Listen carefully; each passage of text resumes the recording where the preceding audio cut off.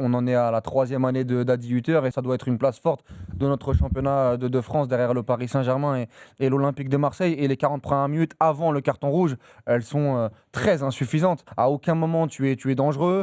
Lorient fait son match et après derrière, après le rouge, ça s'intensifie côté lorientais et tu prends totalement l'eau avec des joueurs d'expérience qui répondent pas présents. Moi quand je vois le match d'Eric Dyer encore derrière, de toute façon, moi, j'ai jamais aimé Dyer. ça a été une Un naufrage. ça a été une catastrophe. Sur les 2 buts, il est franchement, il y a pas de mots pour expliquer son Moi, je peux niveau. t'expliquer, Walid, on en parle après. Mais en tout cas, aujourd'hui, ça prend pas à Monaco. Il a fait illusion sur les premiers matchs, mais depuis, c'est très très compliqué. Et ce soir, ça a été un naufrage. Mais pour moi, Adi Hutter doit partir.